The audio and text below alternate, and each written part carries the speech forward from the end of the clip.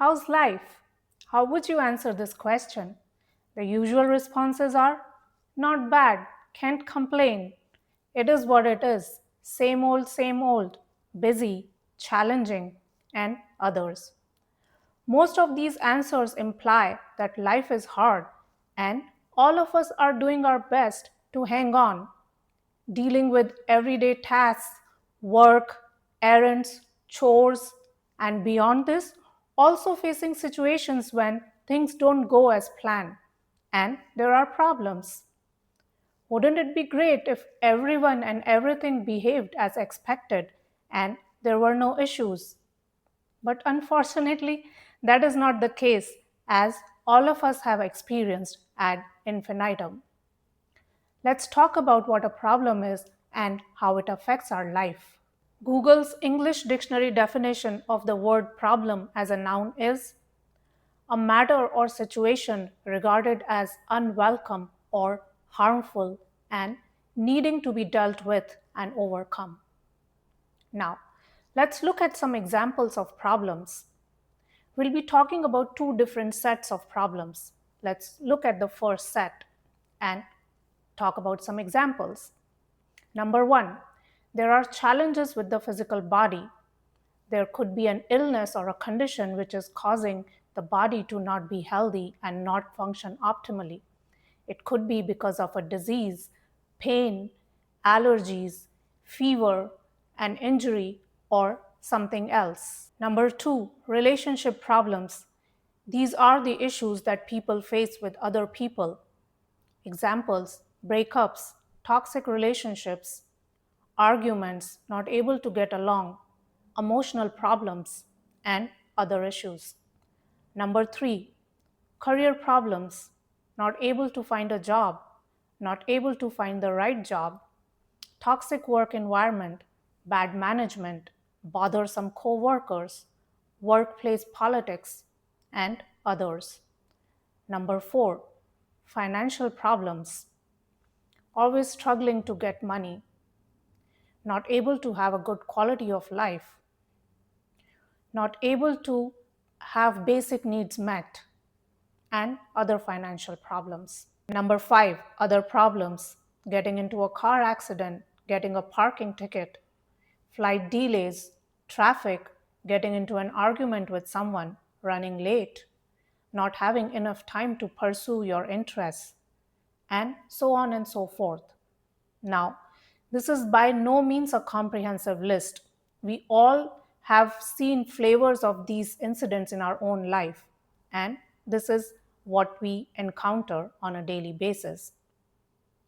Now, let's look at some examples from set number two. Number one, I gained 5 pounds. What am I gonna do? This important event is coming up and I want to fit into that dress. I want to look my best so that others are jealous. I don't want to be the second best or the third best. Gosh, why does that happen to me? I'm so vigilant. Even then, I gained so much. Why does my body not cooperate with me? Look at others. They eat so much and they still stay so thin. And me, if I just glance at food, I gain weight. How's this fair? Gosh, what am I gonna do? How do I get rid of this weight? This is not fair. Number two, how could she say that to me? She's my best friend. She should know better. Maybe I should reevaluate. You think you know somebody. How could my girlfriend or my boyfriend say that to me at the party? How could they not agree with me? I looked like a fool. I felt humiliated. My parents ignored my feelings growing up, and so does everyone else. Number three, I hate my job. My boss and coworkers suck. I want a better job with better hours and better salary. Maybe I should look for a new job. But I spent so much time looking for this one. What if the next one does not work out? What am I going to do then? This economy is so bad. Why do I keep getting these dead end jobs? I hate them. Number four, my financial situation sucks. I want to be able to have more money so that I can go on these big adventures, nice vacations, and then post pictures on social media that will make my friends jealous. Last time I posted pictures of my vacations, all of them were jealous, and I had so much fun. I want to buy nice things in life. Why can't I have more money? This is not fair.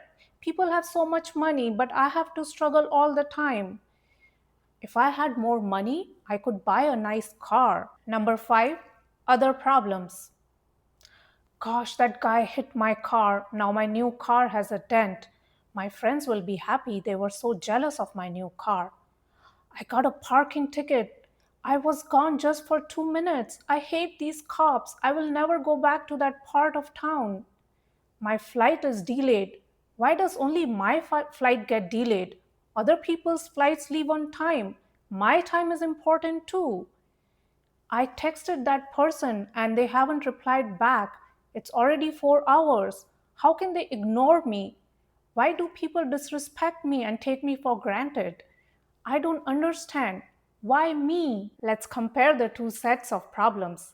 Set 1 has real problems that are occurring in reality. If we go by the dictionary definition, it is a matter or situation regarded as unwelcome or harmful and needing to be dealt with and overcome. So, the right course of action for problems in set 1 would be to find a solution so that we can fix health issues, relationship problems, career issues, financial woes, and car accident, parking ticket, argument, and other problems. Set 2 is about mental narratives. Sure, they got triggered based on a real situation. Something happened or didn't happen. Somebody did or didn't do something. In some cases, those real situations are current, but in others, they could have happened years ago. It makes no difference to the narrative. Now, before you call me insensitive and brush this aside, hear me out. I'm not disparaging these feelings. I'm not immune to this behavior as well. When we get hurt, when things don't go our way, our minds don't like it and they complain. And it's all right. We want to vent so that we can get rid of these negative feelings. But the problem is, we don't stop there. We just vent, but we never get rid of these feelings. We stifle them. We don't cut our losses and move on. We keep regurgitating these past emotions and hurt. And whenever there's a future event which is similar, all of this past is dredged up. So the weight gain, parking ticket, car accident, someone's insensitive comments are not just about these events that are happening in reality. Similar past data is all brought up, and we make the issue more than what it is. Let's look at the dictionary definition. A problem is a matter or situation regarded as unwelcome or harmful, needing to be dealt with and overcome. So, these mental problems are unwelcome and harmful. We all understand the anguish and stress caused by mental problems. It is easily more painful than the real problems that caused it.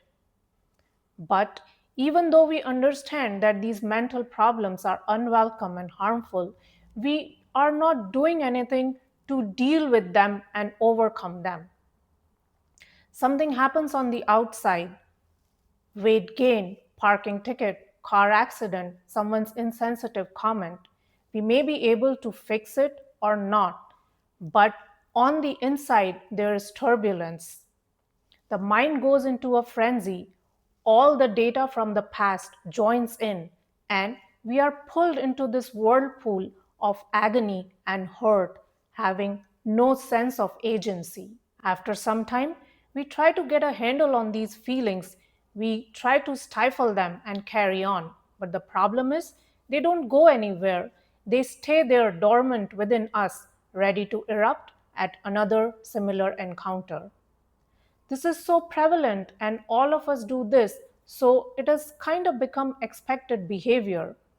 So much so that most of us are unconscious of these mental patterns, calling them not feeling good or mood swings and other names. But if we want to heal ourselves, somebody has to tell it like it is. It doesn't work. When old pains, hurts come up, these are mental problems. They are unwelcome and harmful. So we need to deal with them and overcome them. The cost of maintenance is too high. They cause psychosomatic issues. How do we overcome them? The same way we overcome other problems in reality. We address them, we fix them instead of going for band aid solutions by distracting ourselves by TV, eating, throwing tantrums, sulking, complaining, social media, shopping, and other such things. Look at the root. What are you truly feeling? Is it shame, insecurity, loneliness? You want others to pay attention to you?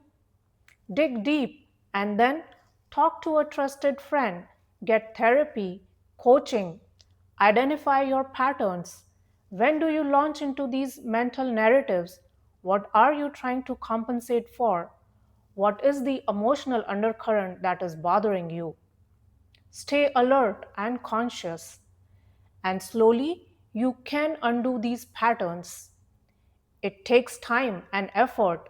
Initially, you will start noticing them, and then slowly, as you stay consistent and with persistence, you will be able to change these patterns within you. This way, you can really address and overcome mental problems. The result is less neurosis, less stress, and more joy. And you don't have to run around trying to micromanage every last bit of reality and everyone in it. We all have our share of problems. All problems are tricky and challenging. While the real problems occurring in reality are hard hitting, luckily they are few and far between. 90% of the time, we are plagued by these mental problems. Nevertheless, their impact on us is devastating. Anxiety, neurosis, heightened emotions, depression, going off in mental loops. While we cannot avoid what is occurring in front of us, we can get a better handle on recurring patterns, especially if they are just repeat mental sequences of past events. Identify these patterns in you. Look closely at your triggers, and you will gain valuable insights into how to address them. And then you can truly solve these mental problems, deal with them, and overcome them like the dictionary definition. Thanks for watching. Bye.